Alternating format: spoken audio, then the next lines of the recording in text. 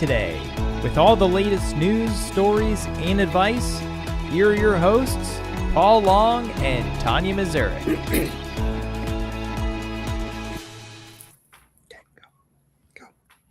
Welcome to the SBA Today, sponsored by SBA Collective for the week of April 21st.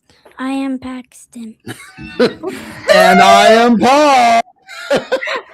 That is awesome. And I am Tanya. Oh my goodness. Paxton This did is a my great little man, job. Paxton, doing our intro. Nice job, buddy. Good work. Good job. Nicely done. Nicely done.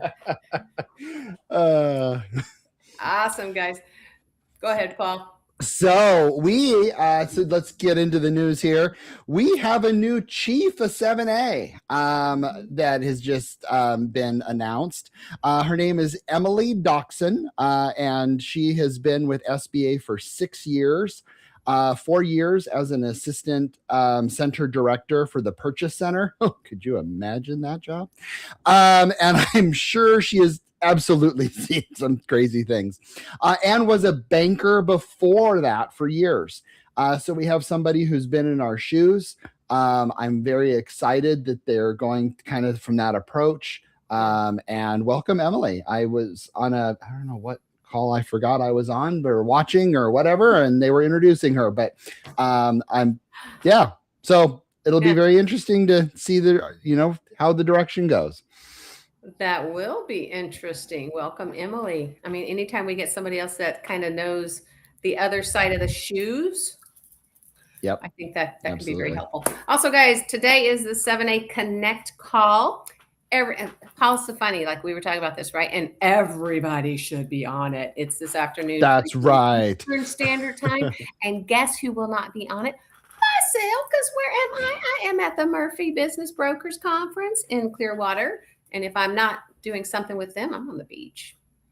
I was going to say, with Clearwater, abso-freaking-lutely, I would be there too. Oh, dude. Yeah, they had a 7 a.m. breakfast this morning. I was like, really? You're messing with my sunrise this morning. I'm totally kidding. It was awesome. We had a really great keynote. So anyway. How many people are there, just out of curiosity-ish? Could you say a couple hundred? No, I think the max is probably about 135, and that's probably everybody with sponsors and everything. I mean, I could be wrong. Okay, no, it's a guess. It's probably under 100 for the brokers, but hey, it's the special one. Sorry, guys, the rest of you guys, you're missing out because cool. And a part of me wouldn't want it to be massive because then you can have more better conversations with individuals on there when it's not huge like that. So that's. Well, it's so awesome. true. It's a little bit more quaint, and people, you run into each other more versus, the little, we all have, you've got your little circles that you run in, let's say. And so, absolutely. It's being a little more connection versus. And you are the perfect person to be there with your cheerful, happy-go-lucky attitude. Oh God! Would be the opposite. I will be honest with you. Okay, wait. I have got to show you this picture. I'm going to put it up to the camera. We'll see if we can do it because this is me. This is weird. Is it safe for all audiences? What do you think? I could be crazier, but no. I'll just give you. Hold on. Here we go. Ready? Okay.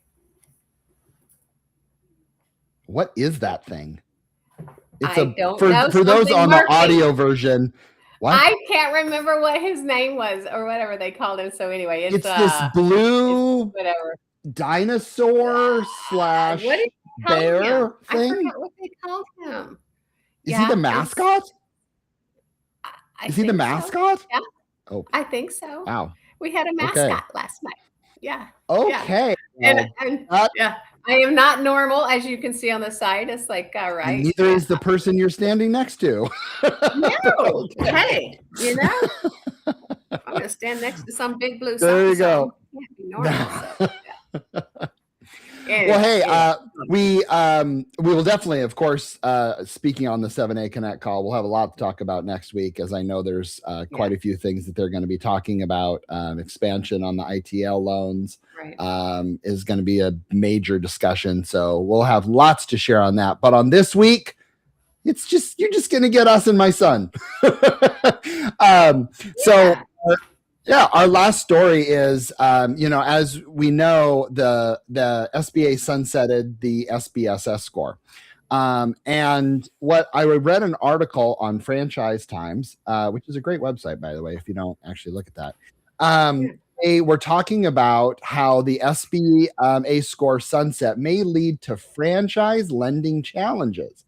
And I looked at that title and I was like, huh? Why? How? Well, it was quoted in there. From what I understand from the lenders we've talked to, they indicated that it was going to be really hard to do startup franchises with the score gone because it takes too much time and it's not worth it. Another lender said that all their problems are in small dollar loans. Large loans are performing, small loans aren't.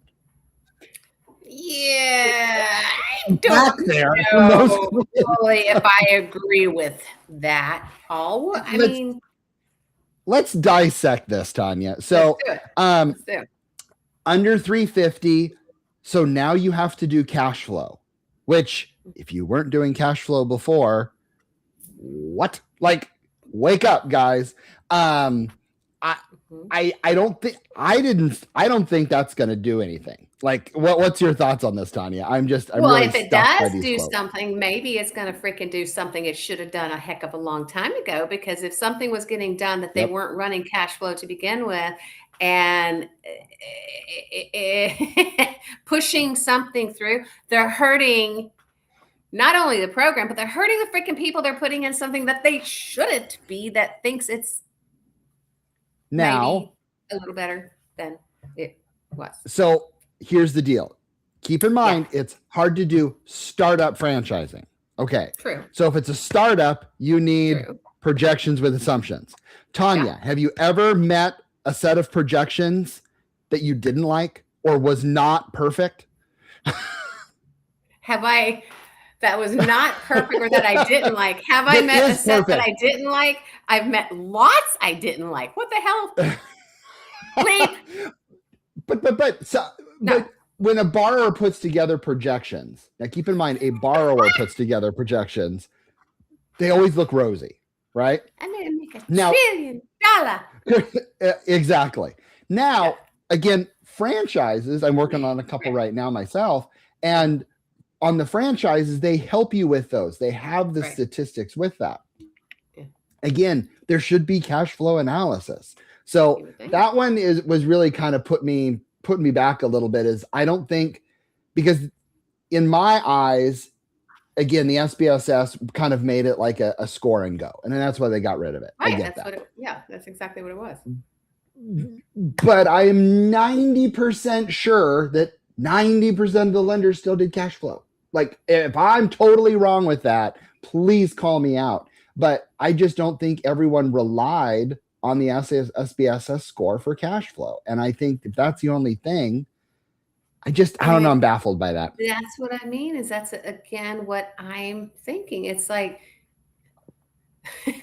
from a lender perspective, no lender worth their weight in whatever, worth their weight in anything.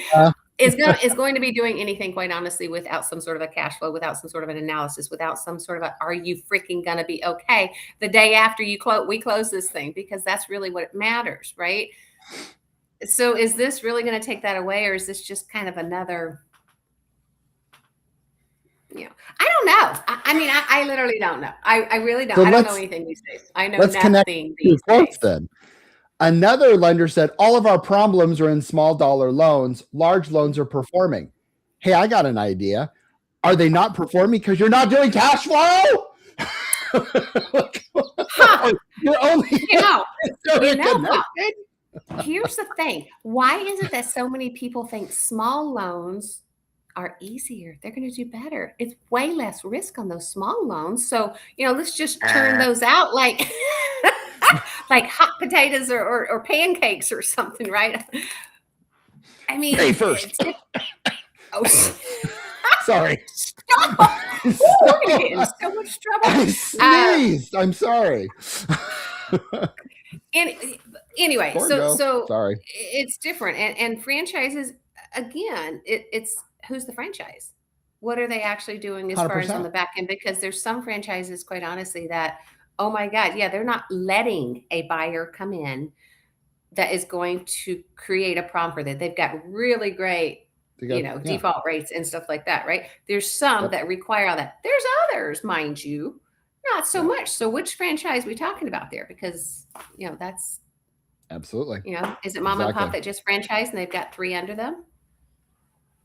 Right. Or is it freaking Starbucks or McDonald's or I say these big guys and those are not really, but you know what I mean. It's just there's a very big difference there between them. I don't know. Yeah. So I just thought that was interesting. Thought we'd dissect that. It's a slow news week, guys. So this is what you got. It's a slow news week. Tanya. I know, exactly. It's a slow news week and out of town. And sometimes we get busy, right?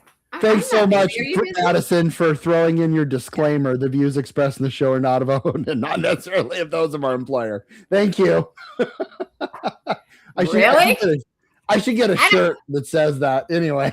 No, I like your hat still that says Tanya knows everything or whatever the heck it was that your brother-in-law got you. See, it's up there in the I still think that's the best. Anyway, all right, guys. We know it was a short show, but thanks for showing up. We will see you here, obviously, every Tuesday morning with or without heavy news.